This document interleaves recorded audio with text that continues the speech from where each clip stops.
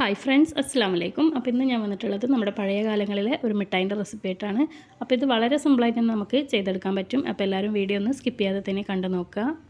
അപ്പോൾ ആദ്യം തന്നെ ഞാനൊരു ബൗൾ എടുത്തിട്ടുണ്ട്. അതിലേക്ക് നമുക്ക് മൈദപ്പൊടി ചേർത്ത് കൊടുക്കാം. ഞാനിവിടെ 1 കപ്പ് മൈദപ്പൊടിയാണ് എടുത്തിട്ടുള്ളത്.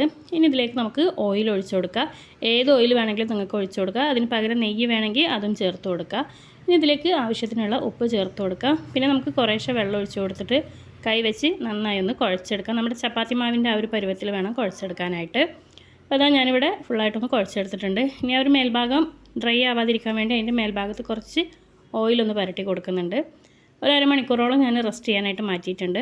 അരമണിക്കൂറൊക്കെ റെസ്റ്റ് ചെയ്തതിന് ശേഷം നമുക്കിതിൽ നിന്ന് ചെറിയ ചെറിയ ബോൾസ് എടുത്തിട്ട് കയ്യിൽ വെച്ചിട്ട് ഇതുപോലെ ഒന്ന് ഷേപ്പാക്കി എടുക്കാം. അപ്പോൾ ഇതേപോലെ തന്നെ നമുക്ക് ബാക്കിയുള്ളതെല്ലാം തന്നെ ചെയ്തെടുക്കാം. അപ്പോൾ ബാക്കിയെല്ലാം തന്നെ ഞാനിവിടെ ചെയ്തെടുത്തിട്ടുണ്ട്. 1 കപ്പിൽ നിന്ന് എനിക്ക് ഇത്ര അധികമാണ് ഷേപ്പ് ചെയ്തെടുക്കാൻ പറ്റിയിട്ടുള്ളത്. ഇനി നമുക്കിത് ഫ്രൈ ചെയ്തെടുക്കാം. അപ്പോൾ അതിനായിട്ട് ഓയിൽ ചൂടാവാനായിട്ട് വെച്ചിട്ടുണ്ട്. ഓരോന്നായിട്ട് അതിലേക്ക് ഇട്ട് കൊടുക്കുന്നുണ്ട്. നല്ലൊരു ഗോൾഡൻ കളർ ആകുന്ന വരെ ഫ്രൈ ചെയ്തെടുക്കുക. മീഡിയം ഫ്ലെയിമിൽ വെച്ചിട്ട് ഫ്രൈ ചെയ്തെടുക്കുക. അതല്ലാന്നുണ്ടെങ്കിൽ ഉൾഭാഗമൊന്നും വെന്ത് വരില്ല.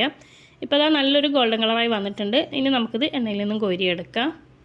ഇപ്പോൾ അതാ ഞാനിവിടെ ഒരു 1/4 കപ്പ് പഞ്ചസാര എടുത്തിട്ടുണ്ട്. അതിലേക്ക് ഒരു 1/4 കപ്പ് വെള്ളം കൂടെ ഒഴിച്ച് കൊടുക്കുന്നുണ്ട്. ഇനി നമുക്കിത് നന്നായിട്ട് തന്നെ ഒന്ന് മെൽറ്റ് ചെയ്തെടുക്കാം. ഇപ്പോൾ ഇതാ നമ്മുടെ പഞ്ചസാരയൊക്കെ നല്ലപോലെ ഒന്ന് മെൽറ്റായി വന്നിട്ടുണ്ട്. അതിലേക്ക് ഞാനൊരു നുള്ളു ഫുഡ് കളറും കൂടെ ചേർത്ത് കൊടുത്തിട്ടുണ്ട്. നമ്മുടെ ആ ഒരു പഴയകാല ആ ഒരു മിഠായിൻ്റെ ആ ഒരു ലുക്ക് കിട്ടാൻ വേണ്ടിയിട്ടാണ് ഫുഡ് കളർ ചേർത്ത് കൊടുക്കുന്നത്. ഒട്ടും തന്നെ നിർബന്ധമില്ല ഫുഡ് കളർ ചേർത്ത് കൊടുക്കണമെന്ന്. പിന്നെ ഇതിലേക്ക് നമ്മൾ ഫ്രൈ ചെയ്തെടുത്തിട്ടുള്ള അതും കൂടെ ചേർത്ത് കൊടുത്ത് നന്നായിട്ട് തന്നെ ഒന്ന് മിക്സ് ചെയ്തെടുക്കുക. ഈ ഒരു സമയത്ത് നമുക്ക് ഫ്ലെയിം ഓഫ് ചെയ്തിട്ട് മിക്സ് ചെയ്ത് കൊടുത്താൽ മതി.